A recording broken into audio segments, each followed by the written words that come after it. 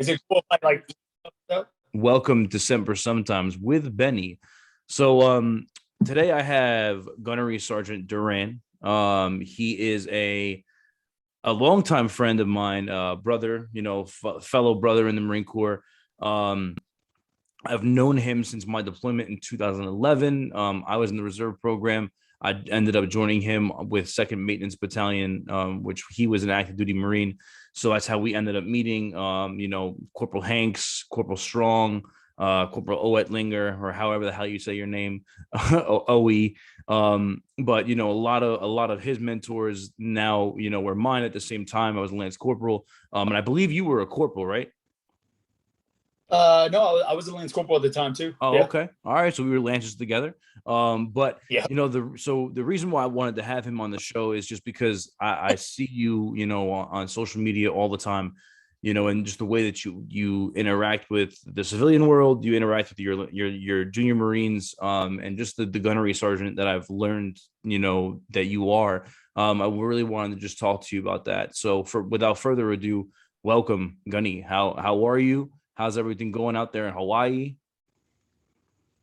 Uh, hey, first off, thanks, man. Like, it's so awesome, the social media. Sometimes I think we can get it's used for, I don't want to say negative things, but things where people are just always, it's kind of got a negative vibe to it. But seeing you do your thing and reconnecting with Marines and family and stuff is probably the biggest reason why I've kept it around this long. But things are good, man. I can't complain. I just came up here on this is my year mark here in Hawaii. It took me a while to get used to, but the family's loving it. They love the water. They're actually on the water right now as we speak. So I can't complain, man. How are No you? doubt. I'm good, man. So just tell us a little bit about, kind of give the listeners just a view of who you are. Where did you come from? How did you grow up? Why did you join the Marine Corps? And then just kind of give us a little bit rundown of just who's Gunny Duran. Yeah, man. So I was born in California, in Bakersfield, California, to be exact, which I guess is kind of considered the Valley. I do not come from a family of military members. I was adopted at the age, I believe, maybe 6 months, 9 months, by a second generation Mexican American family, Mike and Helen Duran, who were my parents I love very much. They raised me with my three siblings. I had an awesome childhood. I'm not going to lie. I was brought up, I went to church. I was brought up in a very loving household, very family oriented, good morals, good foundation. And I think that's kind of what set me on the path of being so interested in the Marines. I originally wanted to get into law enforcement after high school. I had my son Eli, who's my oldest. He's 13 now. When I was 18, and I dropped out of high school just because I'm kind of jumping forward here. I apologize, but No, that's good. I was way into the party scene. I didn't want to settle down.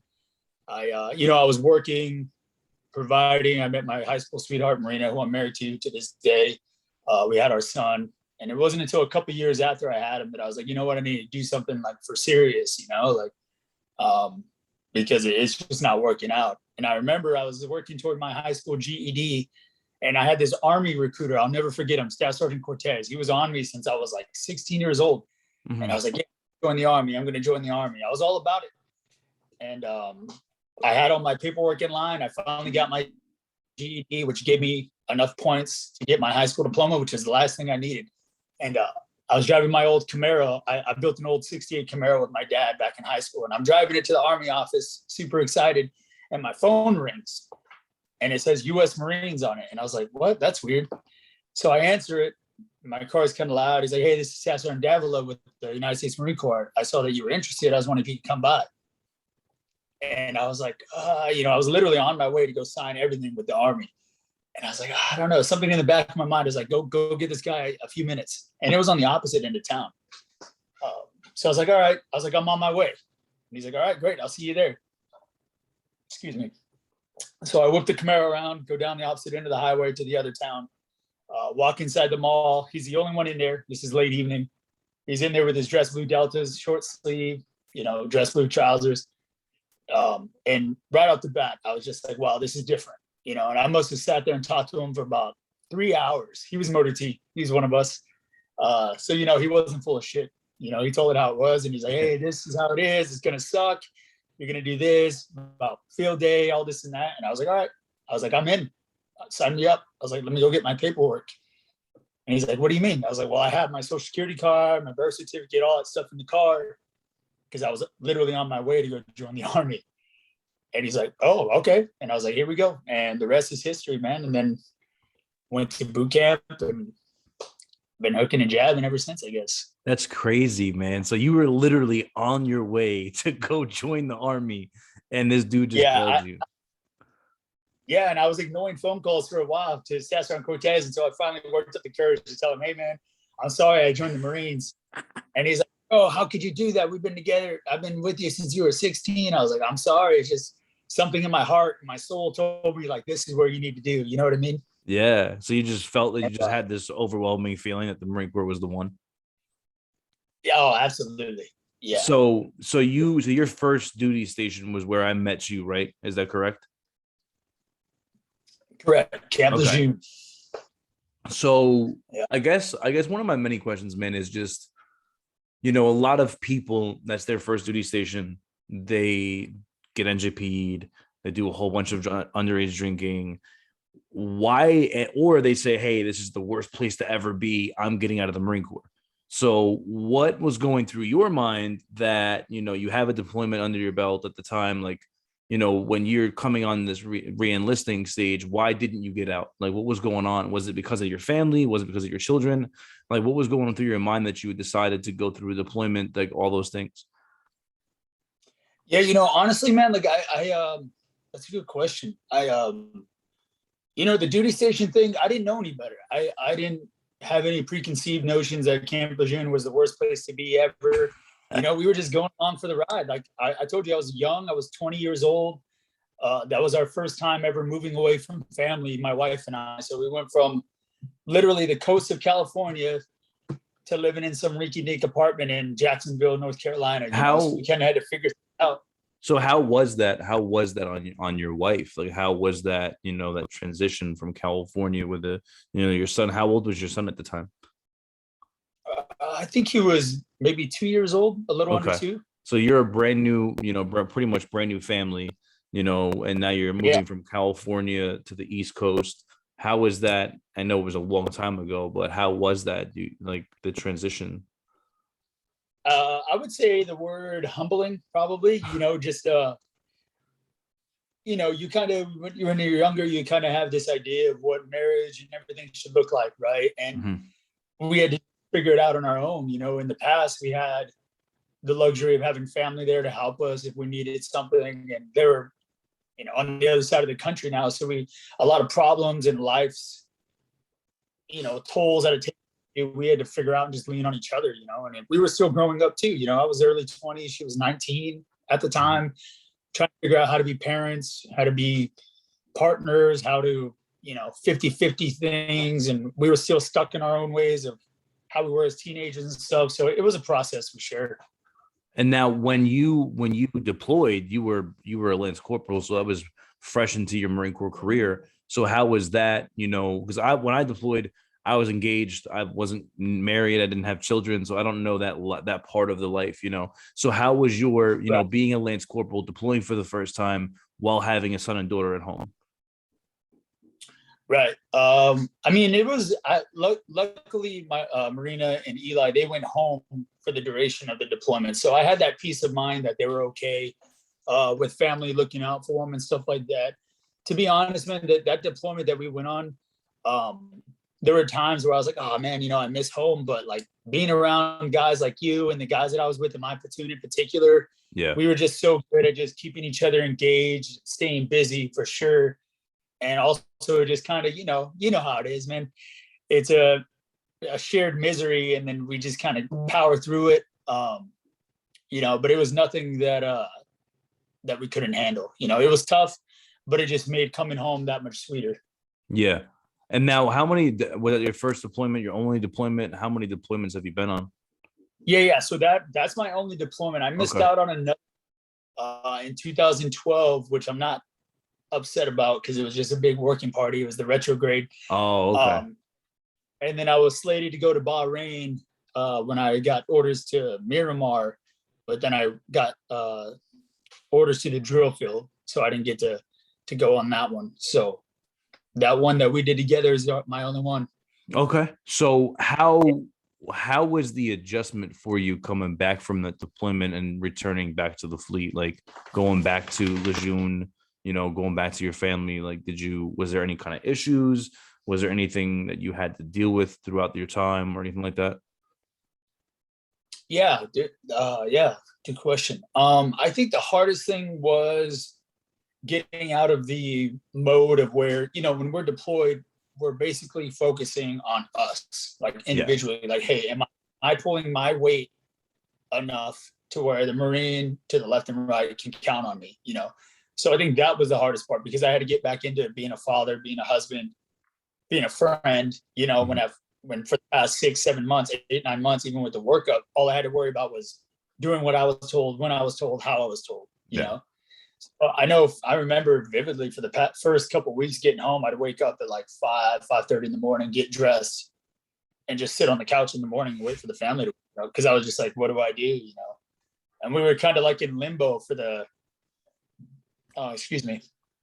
for like the first 30 days after deployment. Yeah. We were kind of just like in a text for accountability status with Sergeant Canellis, rest in peace, man. He took care of us. He's like, hey, just text us for accountability. I'll make sure you guys are good. And, we had pretty much like a month of free leave under our belt. Yeah. Well, that's the thing that you bring them up, man. That was crazy when I heard about that. Like, it's crazy when and that's like when I was on recruiting duty, like, people always, one of the biggest things you get is, oh, well, my son's going to go over there and die. And it's like, bro, there's people who literally go through an entire deployment and then come home. And if I'm correct, I believe he died on like a jet ski accident, right? Or something like that. Yeah. So and that was the thing. It's like, dude, this guy survives an entire deployment to come home and pass away due to an accident, and it's crazy because that wasn't overseas that we lost him, and luckily for us, we didn't lose anybody overseas, and I think it's because he was your platoon sergeant even before, right? Yeah. So he had all of us active duty guys, and then some of us had to split up when we were like sporadically put into different platoons. But then he was our platoon sergeant when we all got back too. So, yeah, man, that was rough. I remember hearing that news, and I was like, damn, that was tough. Yeah. So my next question really would be, so after the deployment, what was next for you? What happened next in the chronological order, I guess? Yeah. So I came back from the deployment. So get this, man, and I think this ties into where I'm at now. Okay. I got back, and I started doing my thing. I was staying busy.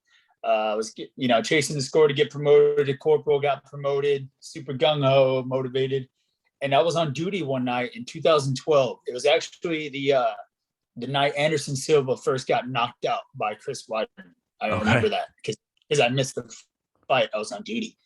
And I remember I stayed up all night because I was letting my, being a good NCO, letting my rover dude get some sleep.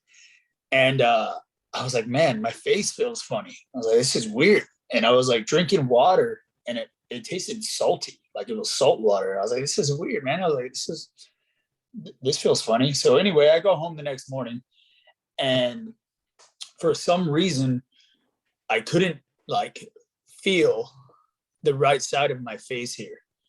And I was like, Marina, come here. I was like, look, I can't close my eyes all the way. I was like, I'm closing my eyes, right? And this one wouldn't close.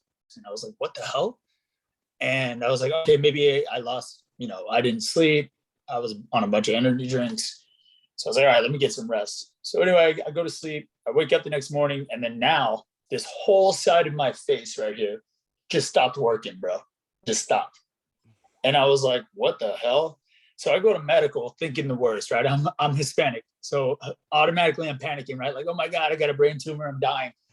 And I go and get checked out, and they're like, yeah, you have Bell's palsy. Have you ever heard of that? No. So, and I neither had I at the time. I was like, what the hell is that? And they're like, well, it's basically a nerve. It's called like the cranial nerve, I believe, in the back of your brain area. When it gets inflamed or infected, it's a viral thing. It basically it releases a paralysis of the muscles in your face. Oh shit. So this side of my face, brother, I'm not lying, and I'm doing this just for effect, just stopped working. This Yeah. side that I'm covering. So I went from like being this outspoken, oorah, semper kill, all this, to just I went internal, man. It was bad. I was very subconscious. I was talking out of the side of my mouth. When I'd go to sleep, I had to like lay on my face to keep my eye closed because it wouldn't close. And it shit. took months.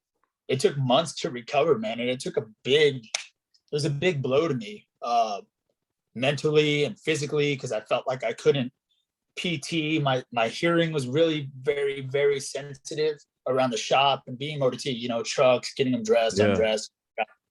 It was loud and stuff like that. And that took a while for me to bounce back from, man. And I think as far as, developing some type of resiliency to where, hey, you can come back from, I think that definitely tested me, because I was pretty down for a while, and it still hasn't fully recovered. There's some times where it might fit my eye will like twitch or something like that, but just one of those things that I got to work out. And so after that took maybe a year and a half, 2 years to fully like let me get function back.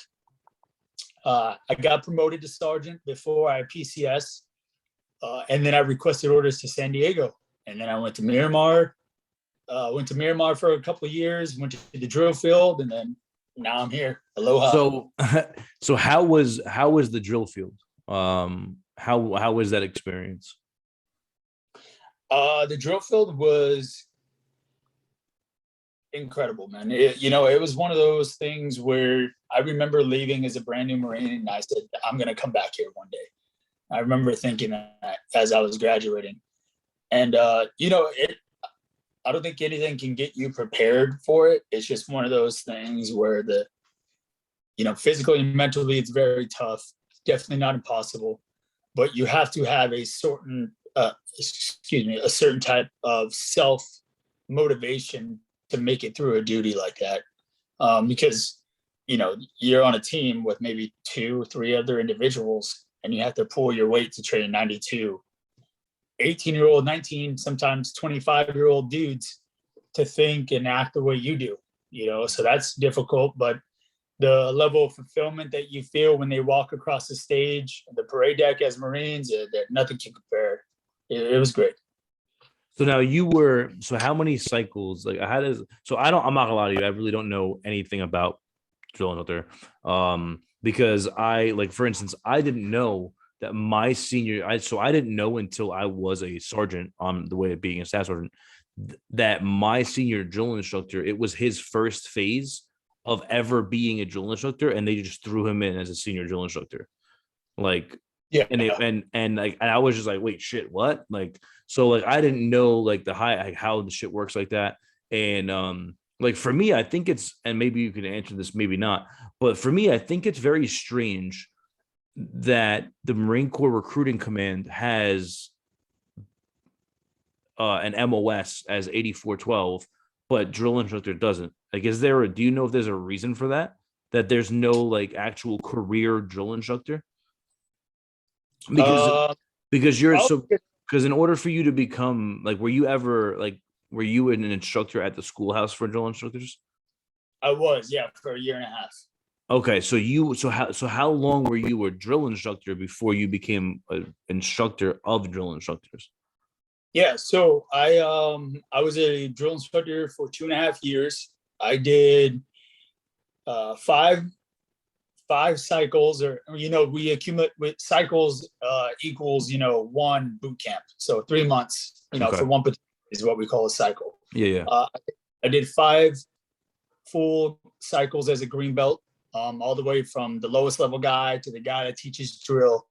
And then I did 2 senior drill instructor cycles, and then 1 chief drill instructor cycle where I was in charge of a series, which is 3 platoons fell, and those senior drill instructors and green belts all fell under me.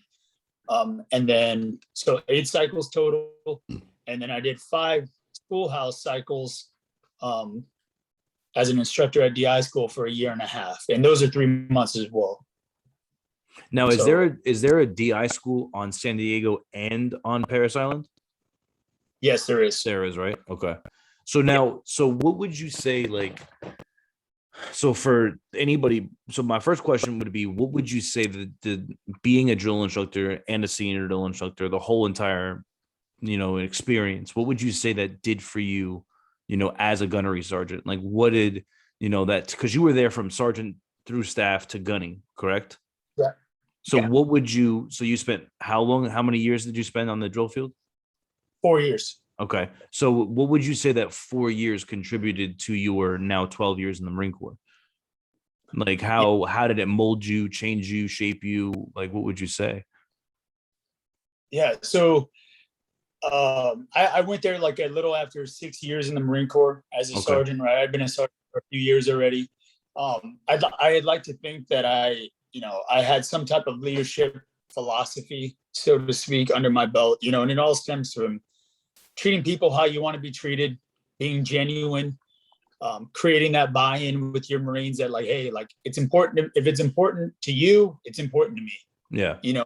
Having that shared vision of accomplishing the mission, but also taking care of your Marines. And I think I had that already a little bit as a sergeant, from studying different mentors and bad leadership, which I'm sure every Marine encounters, right?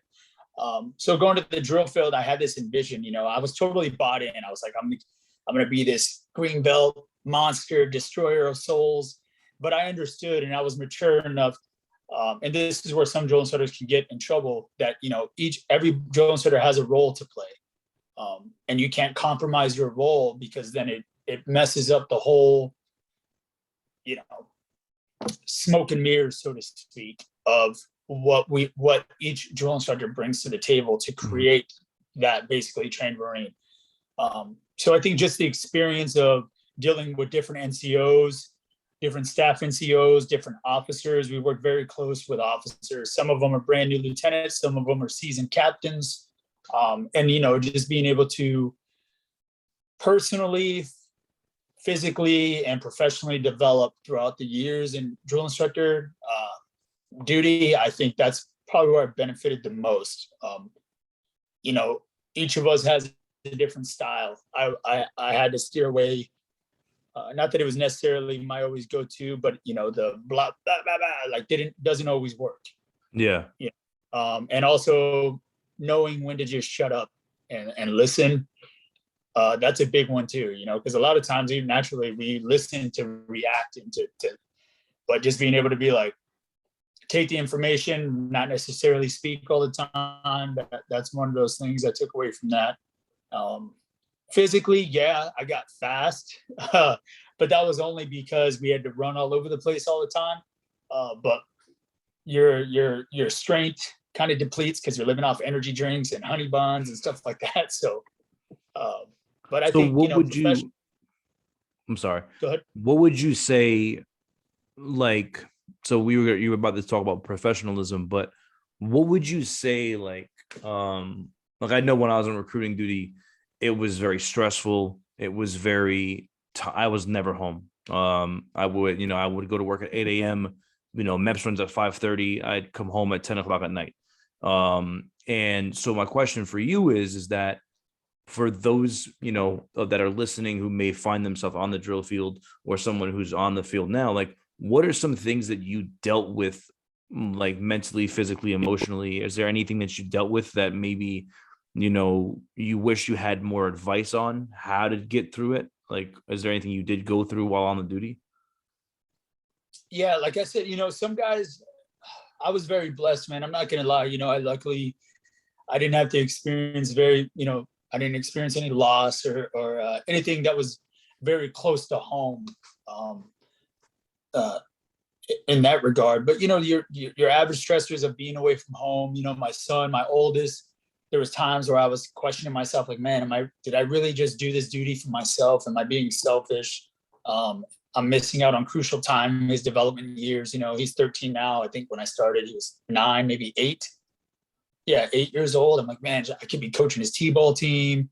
My daughter, who was very young, was very attached to me. And then my son, Rowan, who's 5 now, my youngest, he was maybe 3 months old, 4 months old when I went to DI school. And then he was 4 years old by the time we left drill instructor duty. So that whole time he grew up, all he knew was seeing me here and there, Yeah. when I get home late.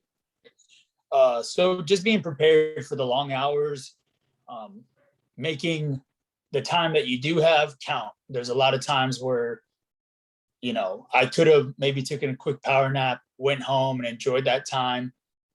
But I'd go home, eat, go to sleep, wake up, and I was gone before the kids even got up. So just it really that duty will, and I'm sure just like recruiting duty will really make you appreciate the time that you do have. And in regards to being married, I think my wife and just were so happy with the time that we did have that we didn't want to spend it arguing over little things. We did what we had to do to try to look out for one another, take care of one another, and kind of pick your battles, so to speak. But I did, I dealt with a drill instructor that was having suicidal thoughts, and I Oh, happened to really? be the only one. Yeah, I happened to be the only one in the office at the time, and he came down, and I'm so grateful that I was there. I was a chief, and I happened to stay late that night, and that was one of the most powerful, like, meaningful things to me, because I was like, man, like, he felt comfortable enough to come to me and tell me, and we got him to help, and now he's got a beautiful, he had a beautiful family. Fast forward, he had another daughter. He's doing great. He finished his tour successfully. He's carrying it up in Camp Lejeune. There are a lot of stuff can come up while you're on that duty, but I think it all comes down to, your moral compass. If you do what's in your heart that you feel is right, and you look out for people and you try to do good by people, the universe has a weird way of making things work out for you, so I don't know if that answers your question, brother. No, yeah, definitely, man. And it's good. It's awesome to know that, it's good hearing that, that someone found the ability to come and talk to you, because I can just right now talking to you, the idea that you're even, on this, on my podcast and just, sharing your thoughts on things.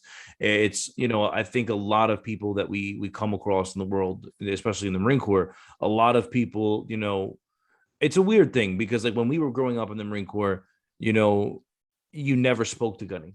You don't talk to Gunny. You don't speak to Gunny. Right. That's just the reality of it. Like you don't talk to Gunny. Like that's like great grandpa. You don't go talk to him. Right. And I get it. I always understood. I'm not saying that like I didn't understand that, but a lot of times people want to go talk to that person. Maybe people want to, and I think we lose sight of that. Because a lot of times we allow the staff sergeant rank or the gunnery sergeant rank to just get to our head, and we're like, oh no, man, like I'm Gunny. You're not coming to talk to me. You got to go talk to 5 other people before you can talk to me. But the idea that this Marine felt that he could come and talk to you, and that he was able to talk to you, especially about something as deep as that, and then you were able to receive that and then help him get that. That's great, because that's only a testament to who you are as a leader, because not every person would come to you and be like that. And I remember I had when I was a corporal, I had like 4 Marines come to me and talk to me that tell me pretty much they were thinking about contemplating suicide. And when I brought it to my first sergeant, I literally had a first sergeant who's his only question to me was, well, why'd they go to you? And I was like, hey, this is really what we're asking me right now? Like this is why, like because they feel that I care, because we have a good relationship. Like I don't know, you know what I mean? And my biggest thing I think is just number one, thank you on behalf of people that are looking for that type of gunnery sergeant, because I think a lot of people kind of lose sight of that importance piece of people are people, and we need to talk to them like they are, like you're talking about. So now, how would you say the drill instructor field helped you become the gunnery sergeant you are now? Like how did it and also how was the transition from drill field back to the Fleet Marine Corps? Like how was that? Was it tough? Was it hard? Was it tough being back with you went from recruits to now junior Marines, which you didn't see for 4 years? Right. Honestly, for me, I think that transparency in a leadership position is the most crucial, like who they met when they become Marines, right? The Sergeant Duran that they met as the drill instructor, when they were Marines, obviously not in the beginning when I'm doing what I have to do. And there's, I wanted them that was the same Sergeant Duran, Staff Sergeant, same Gunnery Sergeant Duran that they would meet in the fleet, who, cared about being a Marine, who cared about attention to detail, who tried to lead by example, whether it was by my uniforms or, the way that, practicing what I preach. I wanted them who they met when I took that cover off as that staff NCO, as that Marine, is the same Marine that they would run into at the PX here at the Marine Corps Base Hawaii. So that was always my philosophy going in, like, hey, I'm not going to be this, your sleeves better look like this. And then they run into me in the fleet and I'm rolling around with gunny sleeves. You know what I'm saying? Like, hey, I think that helped me a lot, just in the back of my mind.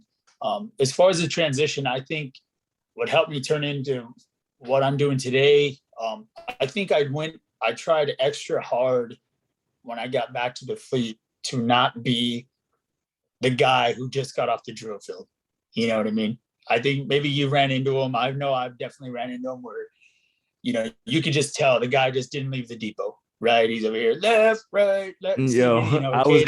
I was gonna ask you that because I've always bumped into those people. And, and my thing is, I actually talked about this on an episode with my buddy a couple episodes ago, because I had a gunnery sergeant who was the chief instructor for my corporal's course. And this dude, so he was not only the chief instructor for my corporal's course, but he was the company gunny for my unit. And no matter what, the conversation of I was a drill instructor always came up. And it was like, bro, we walk into your office and we know that because you got all these things your recruits made you. Like, you don't got to tell us that you were this guy. But like the voice doesn't leave, the way they like all these things. And it's like, I don't know. Like, that's why I was going to kind of bring it up, because some people, I'm not saying that it's not like, is it a proud thing? I can only imagine, I think it's something that I feel like maybe I'm wrong, but I feel like the pride a drill instructor has compared to the pride that a recruiter has, because you really never hear like of horror stories on the drill field. You don't have people who are like, never go drill instructor. You don't really hear that. You always hear, don't go freaking recruiting duty. It's going to ruin your life. You don't really hear that. So I think like the recruit, I feel like you guys are a lot more prideful of being drill instructors than people who are on the recruiters. You know what I mean? Right. Because like for recruiters, it's like we want it to be over with, most people, for drill instructors, you guys enjoyed your 4 years. Yeah. Hey, first off, hats off to you recruiters, man. A lot of buddies I know that are on recruiting. I had the pleasure of going on a couple of recruiting station visits while I was a drill instructor, and just talking with those guys and seeing what you guys have to go in and day out, man, it is a totally different stressor. I would take drill instructor duty any day because, we show up on Friday and there's recruits sitting down. Somebody's got to go out there and convince those knuckleheads to sign the contract. And it's going to happen from 9 to 5. It's going to be those other hours where you could be at home with your wife, your kids. So hats off to you guys, man. But yeah, there is definitely a level of pride, and I'll always be proud of being a drill instructor. That's why I got the silly tattoo on my forearm. Like, one, it's to remind me of all the awesome guys that I worked with, but it's also to remind me that I've been through some physical, mental, and professional adversity that I can remind myself, that it's something to take pride in. But some guys, I'll be honest, it's cringy, man. They wear it as a badge of honor. I don't know if it's because that's the highlight of their career. It definitely was a highlight, but I don't want it to be the highlight of my career. So yeah, I went out of my way to make sure that I didn't come off as that guy. Marines give a proper greeting, I give it right back. I talk to my Marines, talk to them. A lot of them didn't know that I was out the drill field until maybe talking to me afterward. And they're like, "Oh, Gunny Sergeant, were you in the drill field?" And I was like, "Yeah." And I'd ask them, like, "How do you know?" And they're like, "Oh, we can just tell by the way you talk and carry yourself." And I was like, "Oh, and the tattoo probably, right, gives it away." But, I wasn't there trying to, hey, get in a box and let me march you around type of thing. Like, so, and that, yeah, I think, and it's good because you want to be able to portray, hey, this is what I did. And even now, I won't talk about it unless I have some motivated NCOs that ask me questions. Like, hey, Gunson, would you recommend it? And I'm like, oh, of course, and they'll ask questions and stuff like that. But I try to steer away from those war stories. But what would you say one of the most memorable experiences? Like, I don't know if you're allowed to, but do you have any funny, like, from the senior drill instructor's view, like any kind of funny stories? Because everybody loves boot camp stories, but I've never heard a boot camp story from the senior drill instructor. So was there a moment that you saw, without throwing out names or anything, but was there any kind of like recruit moments where you were like, bro, this dude really just did that? yeah. Well, there's a lot. There's a lot of funny stuff. A lot of it just kind of all blends together. But I remember my first senior cycle. I'm super excited. I'm a senior drill instructor. I don't got to run around as much and be all crazy. I'm sitting there watching the platoon eat chow. It was very early on. I think it might have been the first or second day. So F2, they're very robotic, still trying to figure things out. And one of my drill instructors that was working for me, my team, my buddy Sandoval, really good friend of mine. He's like, hey, senior. And I look over and he points at this recruit sitting down like this. And I was like, and so I walk over there and I see this kid, and we used to give them power bars at the chow hall, Cliff bars. Yeah. And he's breaking this Cliff bar up into little pieces and throwing it in his mouth. And he's like chomping on it like a bird. And I'm like, what the hell? And I was like, hey, son, I was like, what are you doing? He's like, I'm eating, sir. And then, of course, the drill instructors come, this recruit, no eye, all this. Yeah. And I was like, hey, drill instructors, I got him, because I was trying to figure out, why did he look like that? Turns out this kid got shipped to recruit training, got all of his teeth taken out before coming to recruit training. So he's sitting there like an old man with his gums, and that's why he was breaking apart his clip bar so he could like gum it like a baby bird or something. And I was like, how the hell did you make it to boot camp with no teeth? And he's like, oh, this recruit got him taken out, sir. And I started thinking, and I don't think I had anybody that I knew on the recruiting yet, because I was going to ask, like, yo, is that even authorized? Like, are they allowed to go to recruit training with no teeth? It is not authorized. So just so you know, so there's a thing called the DOTI, and it is literally the Marine Corps' like book of medical everything, like what you can and cannot get in, and the farthest extent of what it is. And the reason why I know this is because we had this guy who walked in and he had false teeth. So I made some calls, and people were like, oh no, he's PDQ, he's permanently disqualified. So then my boy Morales was huge into like waivers, and he loves like administration. Like, this guy loves doing admin, and he's like, hold on a minute.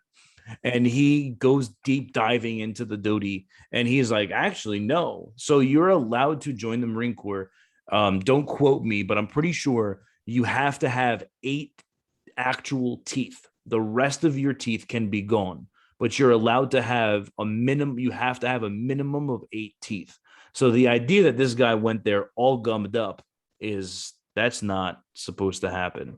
Because you're allowed to get, as long as if you have dentures, they have to be removable, and you have to be able to put them in something and then bring them, like, put them back in. But you are allowed to join the Marine Corps with false teeth, and with a certain amount, but you have to have a certain amount of teeth still left in your gums that are natural. That's crazy. Right? So fast forward, I was like, hey, do you have teeth? He said, yeah, I have some, but my recruiter said to leave them because boot camp will give me new ones. And I was like, in the meantime, hit up your recruiter, tell him to send them. So fast forward maybe a week or two, I'm passing out mail, and this box comes for him. And I look at the box, and it's a little box, and like it's wet. It looks like it's like kind of wet a little bit. And I already know what it is. So I was like, hey, get up here. Because every time they get a package, I make them open it to make sure it's nothing crazy, right? And he's like, it's this recruit's teeth, sir. And I'm like, all right. I was like, well, throw them in. And he opens the whole thing. I was like, well, let's see it. And bam, it's the biggest smile I ever seen on this recruit's face. And it was his false teeth. And of course, the platoon, I was like, well, turn around, show your freaking platoon members. And he shows the platoon, and they're all giggling and stuff like that. So I think that was the most memorable just because it was so funny that I had never experienced that. Fast forward, he ended up getting like a Dear John letter from his girlfriend, and then he told the doctors that he was having different weird thoughts, and so he got dropped. And I don't know where he's at now. He's probably back home, but that's the one that sticks out for sure the most. So here's a question for you, because I don't know if I'm gonna have those listeners yet. Maybe I will. But coming from you, I'm assuming in the 4 years that you were out on the duty, you saw a lot of people quit. You saw a lot of people just give up and just be done. So my question for you would be, what advice would you give anybody who's about to go out to the duty, who's about to go out there as a recruit? And because like my biggest thing, and I try to tell this when I was a recruiter, even now as a civilian, like, or now that I'm not on the active duty, but like I try to just tell people, like, listen, man, you're gonna make a split-second decision, and then for the rest of your entire life, it's something that you're gonna have to think about. So what are some instances? Like, I'm sure that there was probably people that you saw like they could have made it, but they quit on themselves. And also maybe kind of explain to us, like, I feel like a lot of people don't understand that your role is to make them quit, but not make them quit. You know what I mean? Right. Yeah. So as far as the advice goes, I think it all comes down to just that personal why. Like, why am I here? Is the juice worth the squeeze? Do I really want that bad enough? Right. For everybody is different. For some people it's school. For some people it's a sense of belonging. For some people it's a tradition. For some people it's to prove their family wrong or whatever. And I'm not saying that one is more important than the other, but depending on what it is, could be, everybody's going to have that point. For me personally, it was, I'm doing this for my family, and unless I die, that's all that's going to freaking make me quit. Like, I don't care. Had my goal been, oh, I'm doing this for the GI Bill, my tolerance and what I could take would probably my threshold would have been a little bit different. Like, oh, okay, if I meet this, that's enough. Like, I don't really care about school that much. Like, I'll figure it out, right? Or some people need school that much to where they're like, hey, as extreme, I didn't mean to be that extreme, but like, hey, I'll do whatever it takes. They're gonna have to take me out on a stretcher. So it's all about that personal why. I experienced some recruits that try to quit, and it just comes with the life experience maybe that I had and the Marine Corps experience, to where, okay, right now he thinks he's quitting, but I know that he's got a lot more left in him. And it took maybe having that sidebar conversation. There were some times where I'd ask recruits, like, what would your parents think if you were quitting right now? And some of them would be like, oh, they wouldn't care. They actually told me, if I wanted to quit, they would still take me at home. And in my mind, I'm thinking like, wow, of course, right? But I'm not going to tell this young man that. I'm going to be like, try to, pull some wizard stuff on him to make them see the big picture. One case in particular, I had a guy, and he's actually on the 8th and I. He's over at 8th and I now, and he tried to quit. And I use this method. I was like, hey, listen, I know you want to quit. I was like, just give me a week. Next week is this event. Give me a few days. Let me see how you, and if you still feel that way, then we'll talk about it. He's like, oh, okay, good to go, sir. So that week comes, we talk. I'm like, so how you feeling? He's like, he's kind of feeling a little bit better. I was like, give me a few more days. All I did, I just kept buying time. And then before you know it, a few weeks went by. And then once I broke it down, I'm like, hey, we only got like 6 weeks left. That's it. Like, the next couple of weeks, we got this, and then it's 4th phase. You guys are, pretty much in your own program, this and that. And he bought it. And that was the way that I kept him in the fight. I was like, I pretty much just kept buying time. And then he realized how close he was. And then he finished, and he reached out to me maybe 6 months, 9 months after. And he's like, hey, I just want to say thank you. I remember that talk where, I wanted to quit. Now I'm doing great. He just got married. He's about to have a baby. And he's like, if you ever need anything, or if you want like a tour of the Marine barracks, if you're ever in this area, let me know. I got you, and stuff like that. So, that's awesome. I remember. So I had this dude join Keyshawn, and years later, his brother. So my friend put him in, and then years later, I was the staff in COSC for the office, and we put his little brother in. And lo and behold, kid ships to boot camp.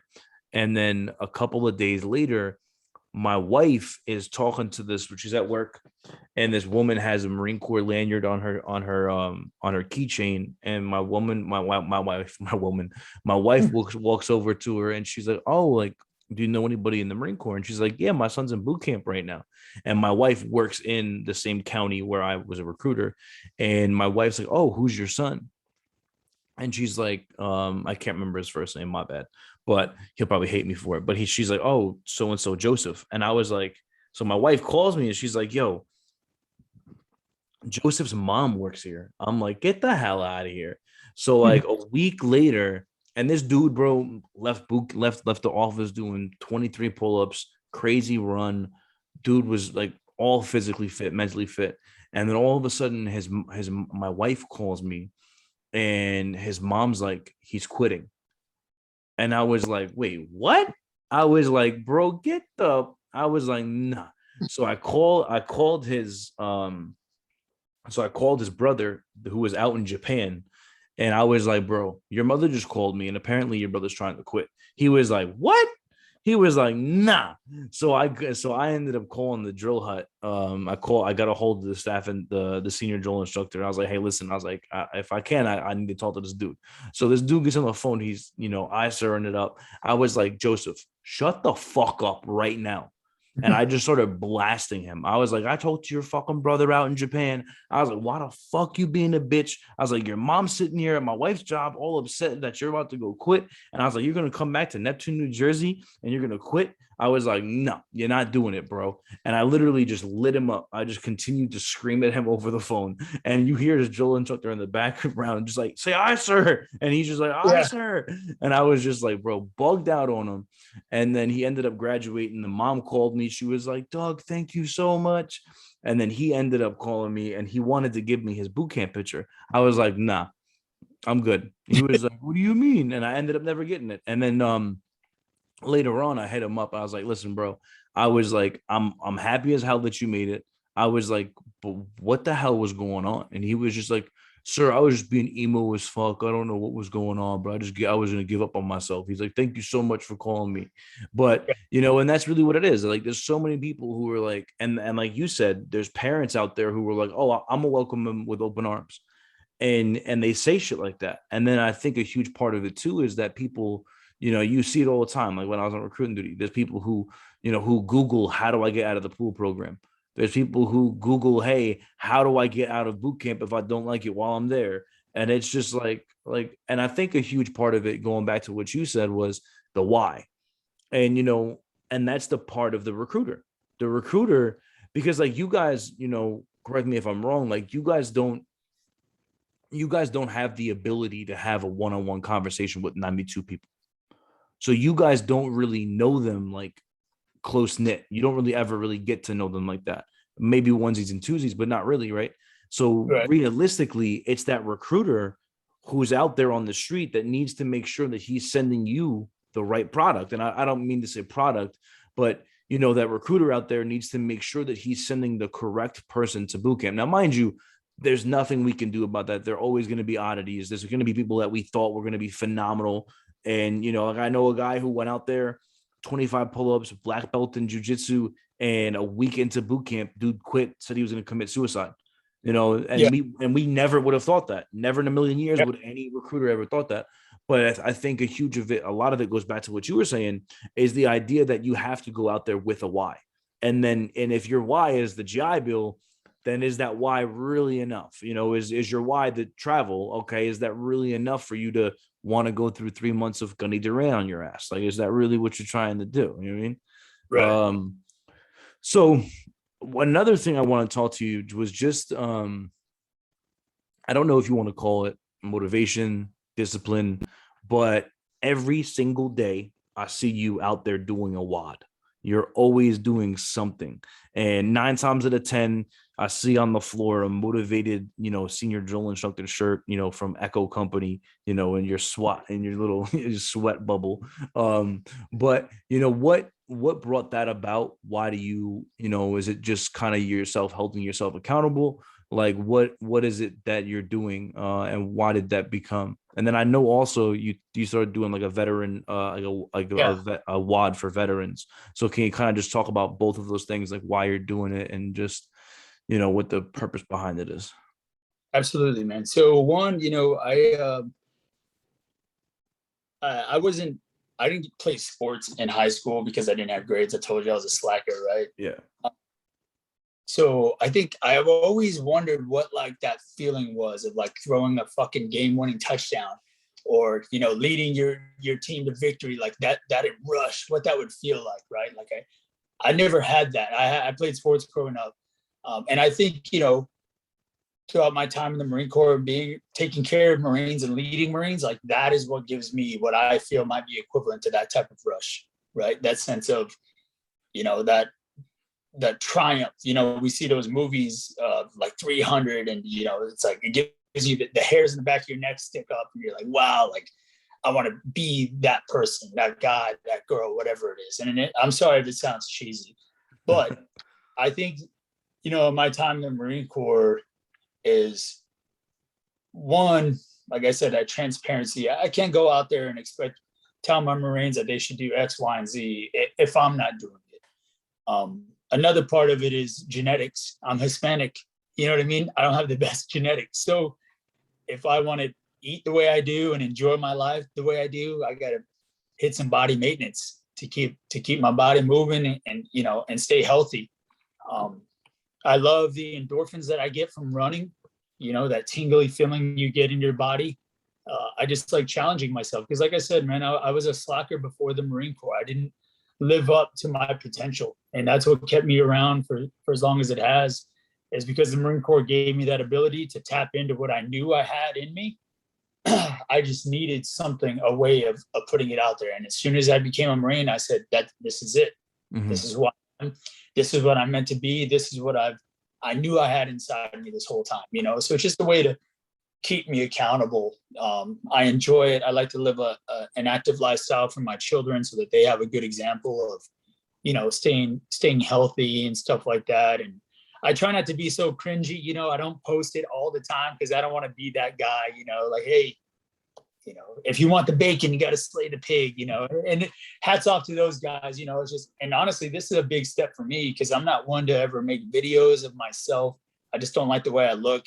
So I was a little hesitant at first when you were asking me. I was like, nah, man, I got to do it for my brother. Like, I can't just not do it. But as far as the WODs for vets, that was something I just thought of because I have so many guys that we served with, not only in our time during deployment, but in duty stations, and guys that I've met that have gotten out. And I have such a deep respect for these individuals, men and women, that I'm like, if I'm doing a workout, why not dedicate it to one of them to show them that I appreciate it? Because it is hard on their side. Yeah. And it's something we don't really talk about a lot. Well, But I think one of the things that I was talking to my wife about this, and I'm gonna end up asking him this question. But I think it was awesome because the other day I saw that you said happy birthday to Strong, and it's so crazy to think that. So you said in the post that he brought you to the barracks for you to get your room. yeah, man, Lance So Corporal. and it's crazy to me that like you're now Gunnery Sergeant Strong, and he's now since gotten out. So I wonder, I want to ask him, like, how does that correlate to life? Like, do you look at it? Do you maybe think back to, should I have stayed in the Marine Corps? And then and stuff like that, because all of them have gotten out. That I, at Yeah, least that I've known.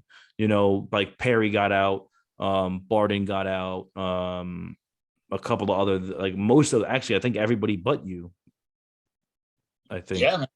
Yeah. Honestly, all the guys that I was in my platoon with have all gotten out. Every single one of them. Question for you. I don't know if you know the answer, but just really random. Sergeant Williams, do you know where like what happened to him? Yeah, he got out and he married a fellow corporal. She was a corporal at the time. She got promoted as sergeant. She got medically separated. They got married and they live in North Carolina. Oh shit, bro! I miss Yeah, that man, yo. I miss that dude, bro. Like that dude. talk Oh about an man, old dog, right? bro, that dude. Oh my god, bro. I remember he. I don't know exactly, but I remember. So I'll never forget this shit, bro. So So I tell people all the time, like, if anybody knows me, I was probably one of the shitbaggest of shitbag Lance Corporals. Like I fucked up a lot, so I have a lot of stories of me fucking up. And I'll never forget, I was on we were on a run to Dwyer, and he was in the bump truck with Red, and it was him and Red, and we had just gotten to Dwyer, and they told everybody to refuel. I decided that I wasn't going to refuel, so me and my A driver just didn't refuel, and we went to the tents, we went to sleep. The next day we did our shit, and then we went Oscar Mike back out to Leatherneck, and halfway through, we all of a sudden my truck just goes clunk clunk, and I'm just like, bro, no. I'm like, are you Yeah. fucking kidding me? I was bugging. I was like, dude, are you kidding me right now? So I get out. I'm like, I don't know what the hell's going on. So we call it over the comm. And now, mind you, before they come, I ran to there was an LVSR behind us. We were in a 7-ton, and on the back of this LVSR was jerry cans. Yeah. So I Yeah, thought that do it these real quick. jerry cans, had fuel in them. Bro, I take this jerry can, it has oil in it. I don't realize it. I start filling the freaking engine with oil. I started filling the fuel with oil.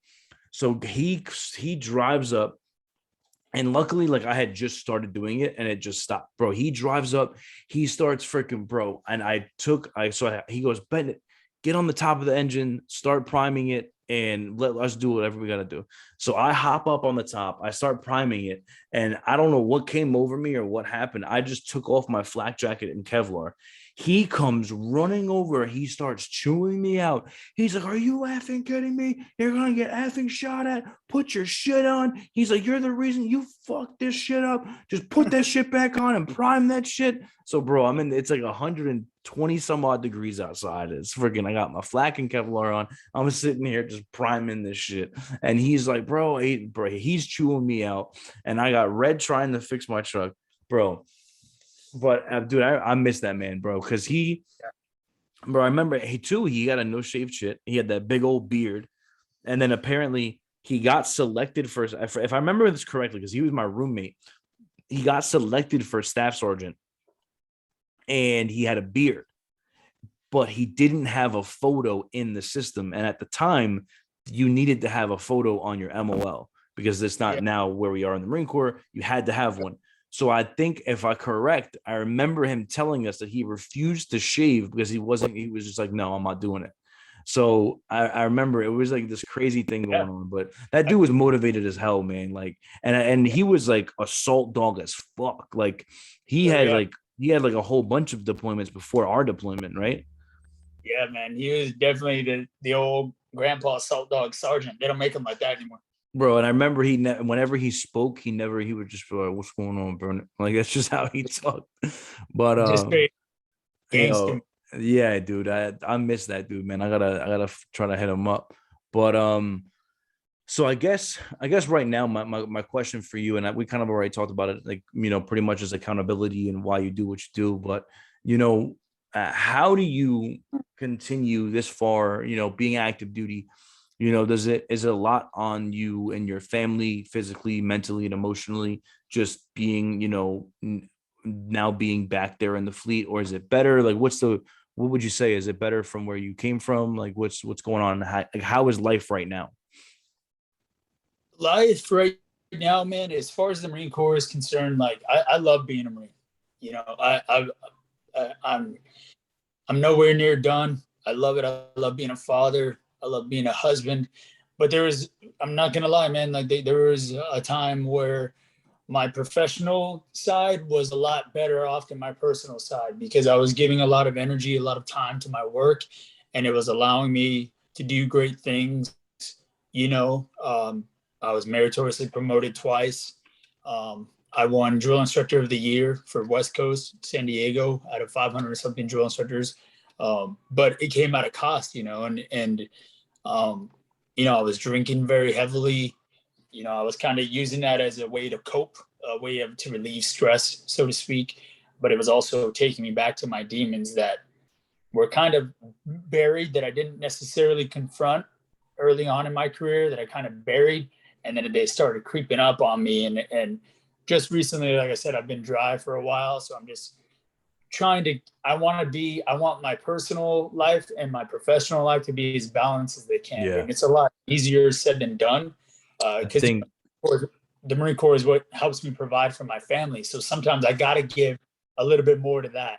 bro, I think that's the hardest thing because, like when I was on recruiting duty, like I feel the same way you're talking. I gave up so much time with my family because I was recruiter of the district 3 times. I was, the things that I was doing, it came at a cost, which was my family.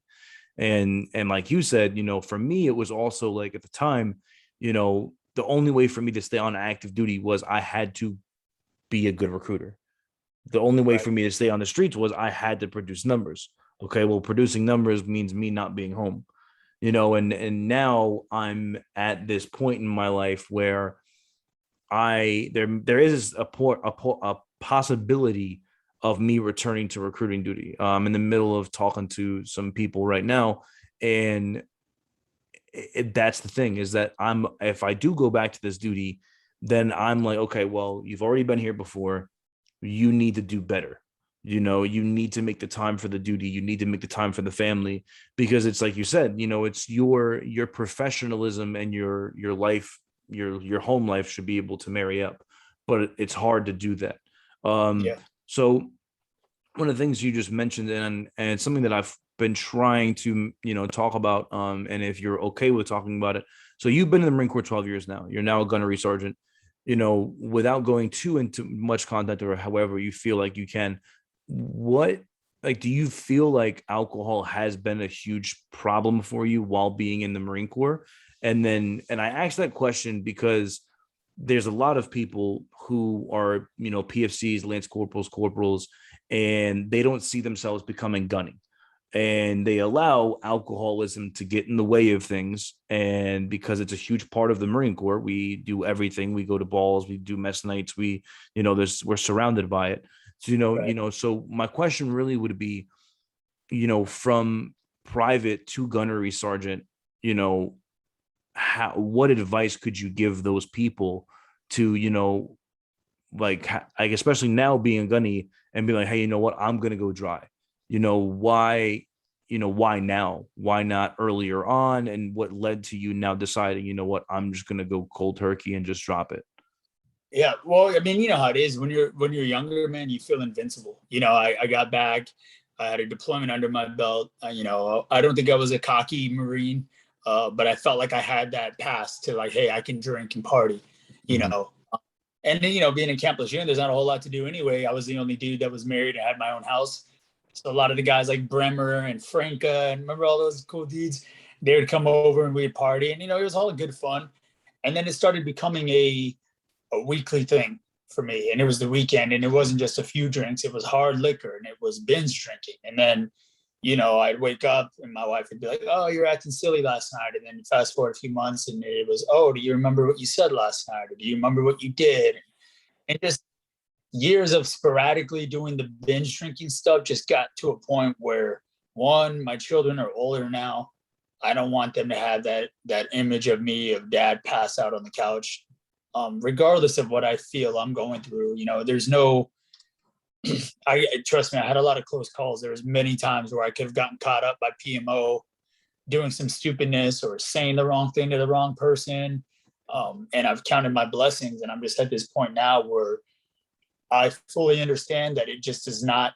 It's not in the cards for me. I'm not one of those guys that can come home, pour a little bit of scotch, and just to get it down for the day. Like, I'm either one speed or I'm no speed. And for me, for my health and for my family and for my well-being, I need to be no speed. And I wish, if any advice I could give any of the Marines, is that if you identify as one of those people that you're either going balls to the wall or nothing at all, then try to get some help. Otherwise, it's going to spiral. And Yeah. for years, I tricked myself into thinking like, oh, I can handle it. Yeah. Like, oh, I've got it under control. I'll be good for a while. And it's not like I was sitting there like, oh yeah, bah, bah. Yeah. It would Yeah. be having a few cocktails, and then I'm like, oh, I'm good. I got this under control. And then bam, I wake up the next day and I'm like, what the hell happened? Yeah. And it just started becoming a negative thing in my life and in my marriage. And it wasn't worth it. It's not worth it. It took me this long to figure out that, hey, you're not one of those people that can have a fancy bar at your house, come home Yeah. and unwind. You need to just not have it. So Yeah, and I'm glad that you said that, because a lot of the people that I've been asking that question to, they've all told me the same thing. Like my boy Matt, he ended up getting kicked out of the Marine Corps due to substance abuse and alcoholism. Another friend of mine, Jackman, on one of my other episodes, same thing. He was like, "Bro, I used to polish off a freaking bottle of Sailor Jerry's, and I didn't think it was a problem playing video games, and then all of a sudden, people are like, hey, bro, that's a lot." And that's the thing, is like, I'm the type of person that, like, I can be one or the other, where like right now, today I had one beer. Now here I am. I have, I'm chilling, and I might have one more beer before bed, and that's it. But there's also some days where, like on one of my episodes, I said, yeah, I'll have 6 to 12. And it's like, wait, 6 or 12? Like, wait, what? So, and that's the thing, is that and with us being 30 years old now, and you're, I believe, like 31 or 32, the thing is that you if you're that person, like Gunny said, like if you're that person who's a lance corporal or a corporal, or maybe you came in the Marine Corps later on, whatever, and you're realizing that, okay, well, my life has now become this cycle of binge drinking, that's the part where you need to realize, okay, well, maybe that's what I need to stop. Because one of the biggest reasons why I started this podcast is, do I hope to one day get huge? Great, that'd be cool. But what I'm really trying to do here is, there is a lot of people who would make great gunnery sergeants someday, but because of their decisions at a younger age, we'll never know that, because they decided to do something they didn't decide was wrong. And a lot of people fall into that, like I'm not going to say his name, but one of the people that we deployed with fell into serious substance abuse when he got out of the Marine Corps. Pills and all of these things, and a lot of it was due to PTSD, or some of the things that they developed while they were in the Marine Corps.